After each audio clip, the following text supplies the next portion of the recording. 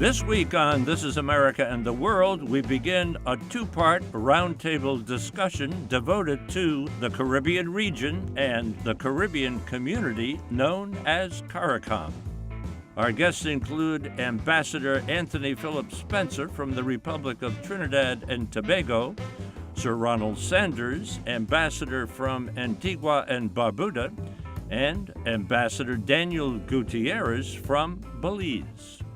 Ambassadors, thank you all for joining in today. This is a very important conversation, talking about the Caribbean community.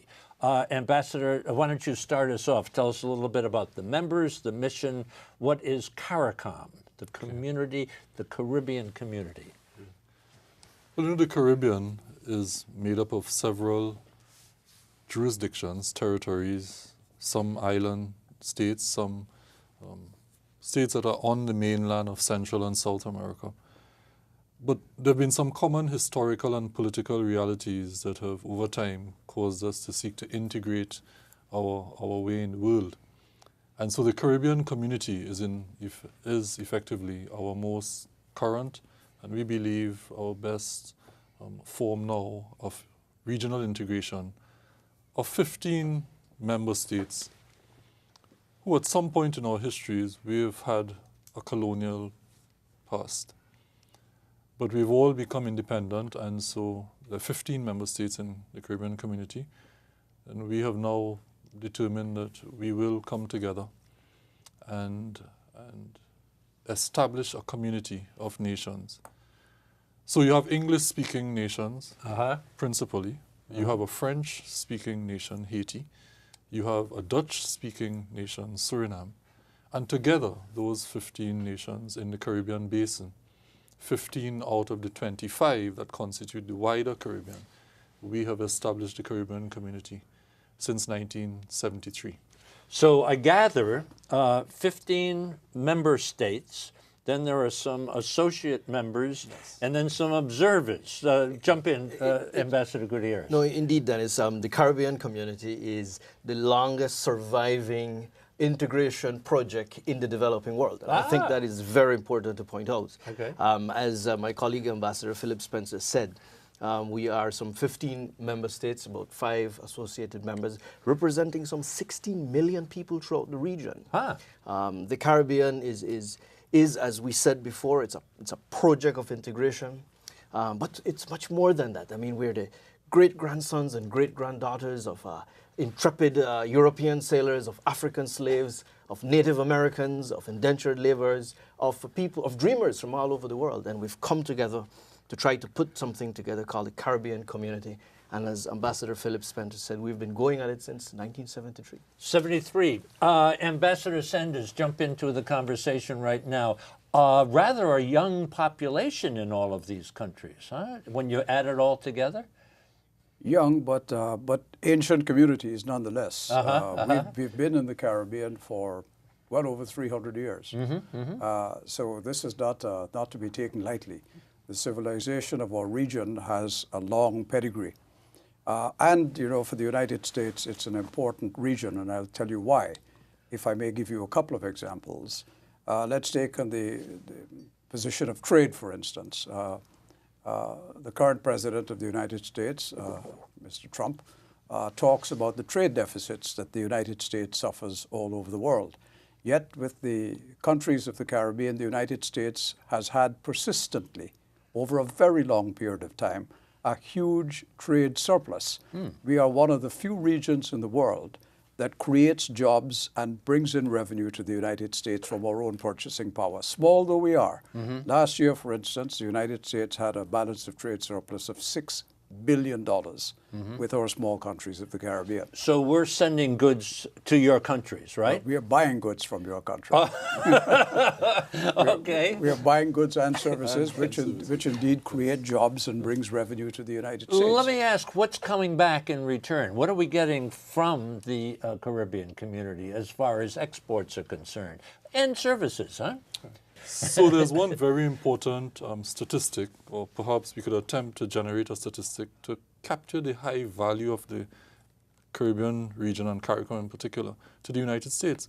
6 billion surplus, a 6 billion surplus for such a small population.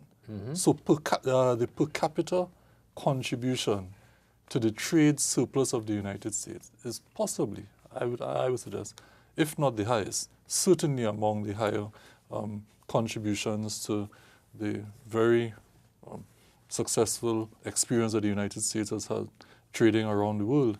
But in the case of Trinidad and Tobago, which is perhaps one of the largest exporter of commodities to the United States, I mean, there was a time before the United States discovered shale gas, when the United States, thankfully, had a very strong and enduring partner, southernmost island in the Eastern Caribbean chain, that supplied almost 2/3 of all LNG consumed in the United States.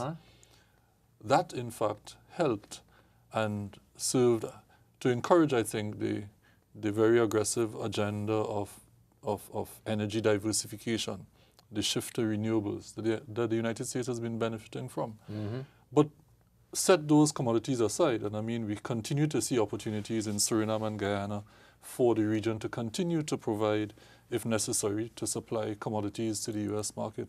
But our provision of services, the number of tourists who come to our region, we have medical schools, we have universities that students from the United States come to our region and benefit from. Then we go to our entertainment industry, the film, the fashion, the arts. Many of the citizens of the United States come to the region, and you know, we always boast we are less known for our military power or for economic power and more for our intellectual power. And so if you go across universities and professional endeavors across the United States, all of those have been benefits that have come to the United States from the relationship we have had. If I can add one thing to all of that, that everything that Anthony said is quite correct, of course. But the region of the Caribbean is a region of great opportunity for America. You asked, for instance, what is it you get back? Well, look at the Caribbean. It is rich in all kinds of resources. Oil and gas that Anthony just talked about, gold, diamonds, forestry, agriculture. All of these are resources that the United States either does need now or will need in the future. And all of those things are available and abundant in the Caribbean. Belize, for instance, is one of the great agricultural producers of our region. And you continue to buy agricultural produce from them. Country like mine, we export nothing to you. We are totally a purchaser of your goods. We export nothing to the United States, except in services. And that is only tourism. So there are some countries in the Caribbean which don't benefit in a way that Trinidad and Tobago would or Belize would in trade with the United States, because the United States is the single beneficiary of that arrangement. But we don't look at this in relation to our own countries. When we talk about the Caribbean, and particularly CARICOM, we measure the benefits in its totality because we see it this way. To the extent that Trinidad and Tobago or Belize is doing, its economy is doing better, to that extent our own economy has the opportunity to do better because of our interlinked relationship. So to answer your question, the United States has an area of the Caribbean that is rich in many resources which the United States needs. And here's the important thing. It's a friendly region. It's a region that shares with the United States values of human rights, rule of law, democracy, stability. It is very accepting of United States investors. You need not fear nationalization of American enterprises, for instance. You have the right to repatriate profits back to the United States. It's a safe region, and it's on your doorstep. It's not thousands of miles away. So the importance of that symbiotic relationship to you is critical. And if I may add one other small point, with which I'm sure my colleagues will agree, and it is the diplomatic advantage that we offer to the United States that it does not take advantage of. How so? How so? Well, I'll tell you how. Yeah. We in the Caribbean are members of organizations and entities that the United States is not part of. For instance, the African, Caribbean, and Pacific Group. The members of what used to be the British Commonwealth, 53 states that comprise states in Africa and Asia and all over the world. The Economic Commission for Latin America and the Caribbean, in which we have relations with countries in South America and other, that the United States does not have participation in those agencies. Yet, if the United States were to take advantage of its diplomatic relationship with the Caribbean to advance interests with which we share a common cause with the United States message could get into those countries via us as a messenger on your behalf, as an advocate on your behalf, if the United States would take advantage of those opportunities. I got to take a little break, but I want to tell the folks at home, Ambassador Gutierez from Belize is here, Ambassador Phillips-Spencer from Trinidad and Tobago is here, Ambassador Sanders from Antigua and Barbuda here. We'll take a little break back on the other side, and I want to find out specifically, I want to get you involved in the conversation again, Ambassador, but I want to find out how your country is doing. Very important. Sit tight. Back on the other side. This is America and the World.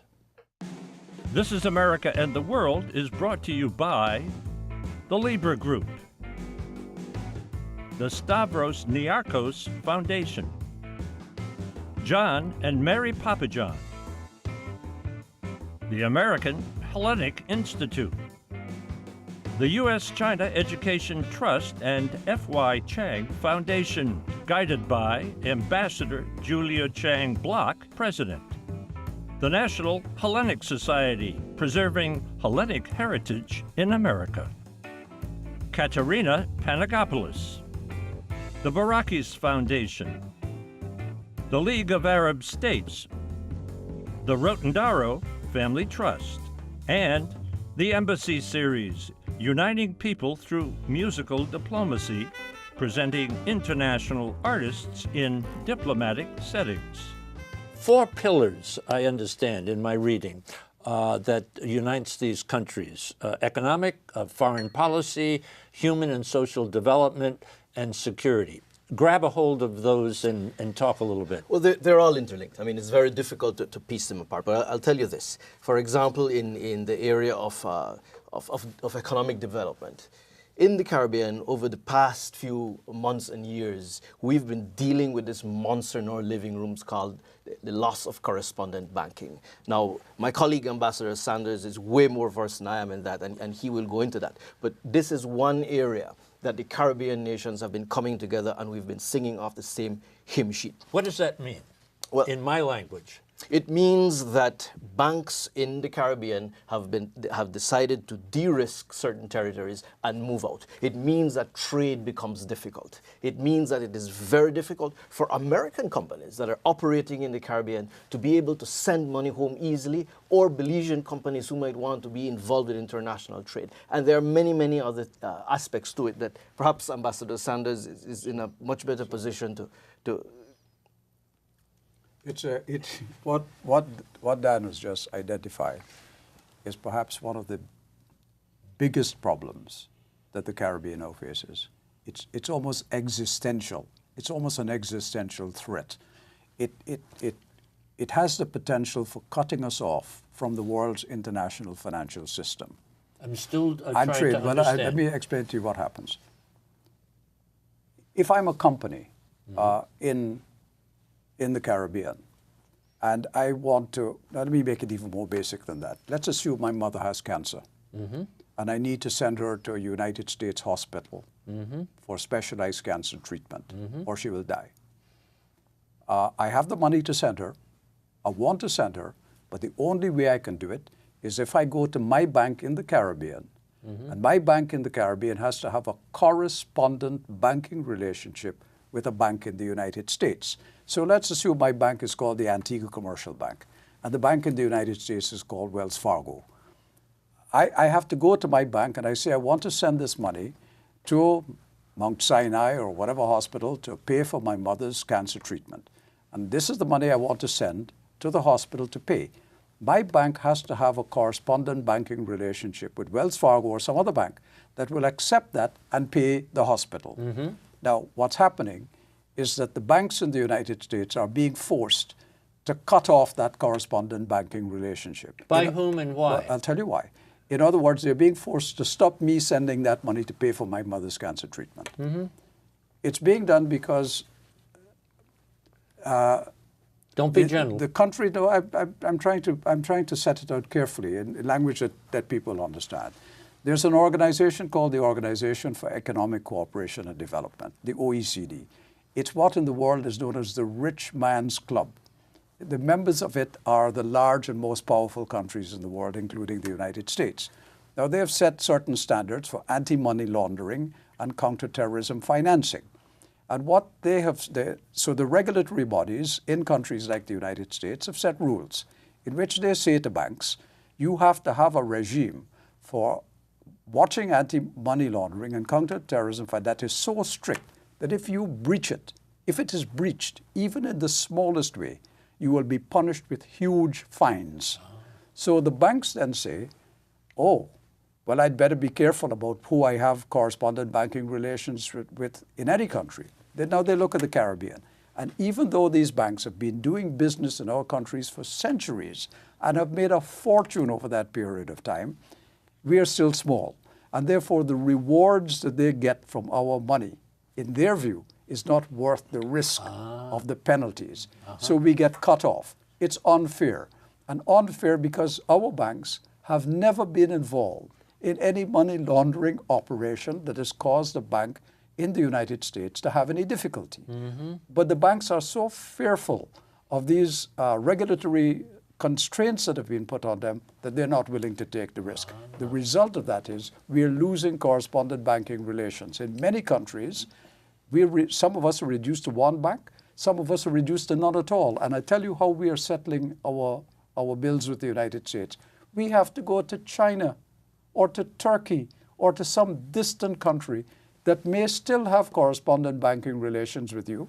So we now have a triangular relationship to settle our bills between ourselves and you, and it is costing us a fortune to do it.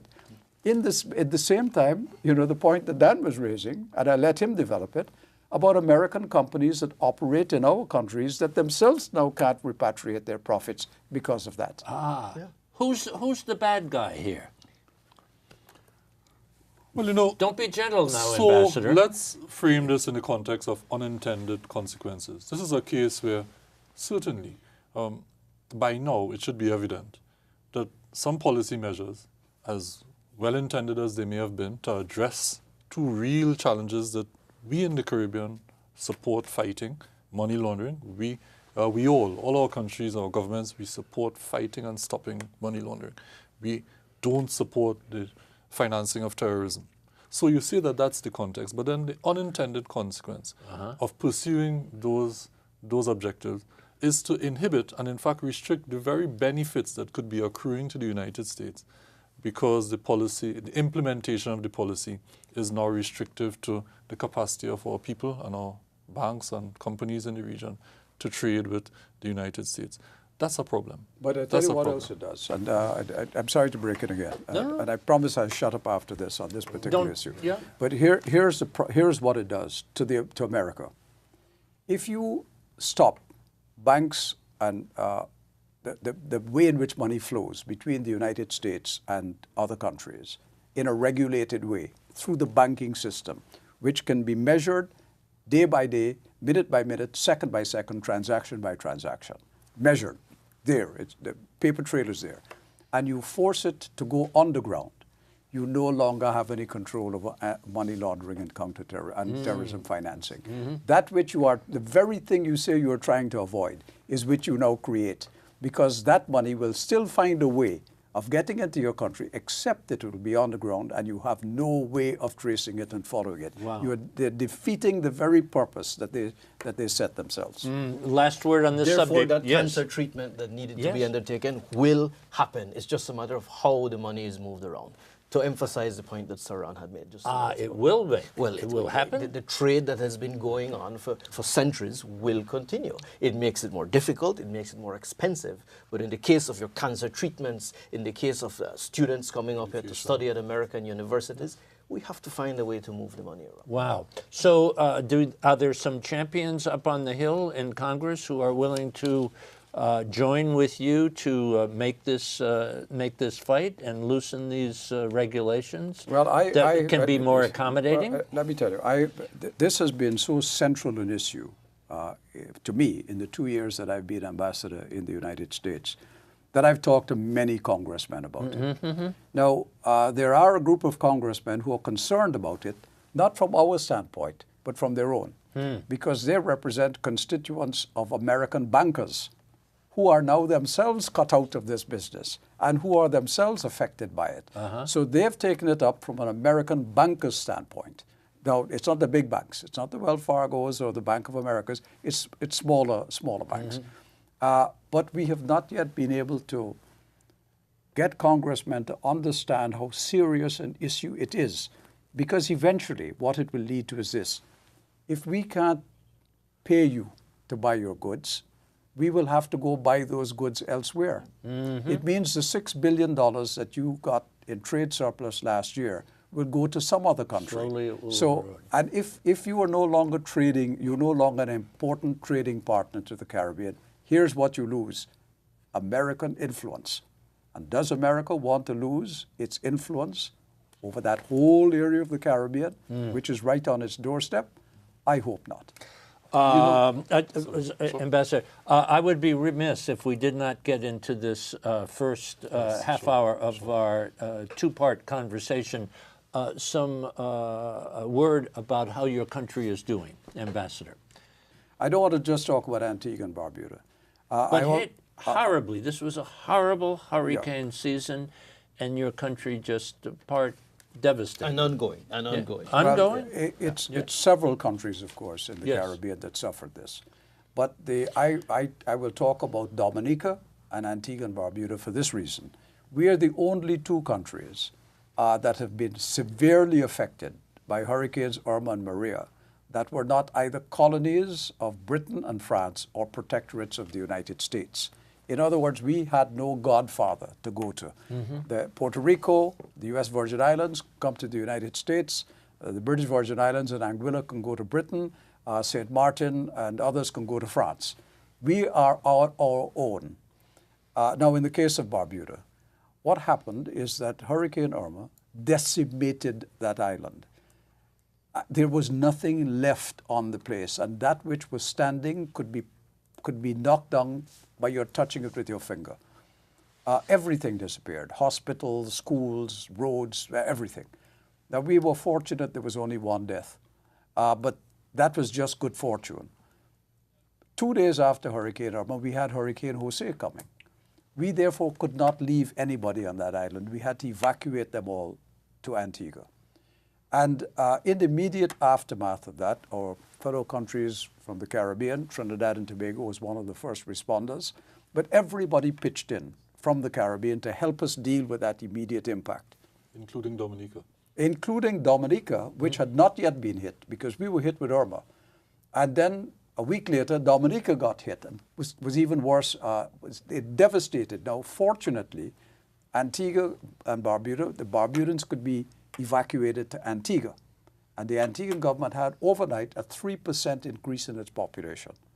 Now, I don't know of any country that can deal with a 3% increase in its population overnight to provide hospitals, school places, all the things that people need. But that's what we had to cope with.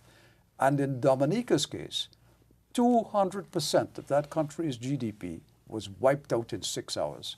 The devastation was heart-rending and stomach-wrenching. It was awful.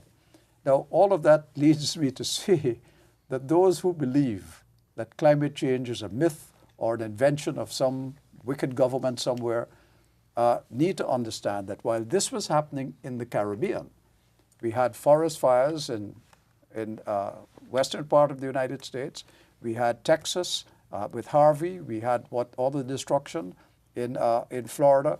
We had floods in Asia happening at the same time, and we've got the polar regions melting, particularly Antarctica, all at the same time. This is not coincidence, and we can't continue to hide from the fact that there's something going on in climate, and that climate change is harming us. And mankind, if we are to survive, have to recognize that this is a genuine problem, shared in common by mankind, humanity as a whole, and we have to tackle it in that way. We cannot deny it and expect it to go away. For information about This is America and the World, and to watch all of our programs, visit our website, thisisamerica.net, and look for us on Facebook and Twitter. Special thanks to Republic Bank, Caribbean Airlines, and the group. This is America and the World is brought to you by the Libra Group, the Stavros Niarchos Foundation, John and Mary Papajohn, the American Hellenic Institute, the U.S.-China Education Trust and F.Y. Chang Foundation, guided by Ambassador Julia Chang Block, President. The National Hellenic Society, preserving Hellenic heritage in America. Katerina Panagopoulos. The Barakis Foundation. The League of Arab States. The Rotendaro Family Trust. And the Embassy Series, uniting people through musical diplomacy, presenting international artists in diplomatic settings.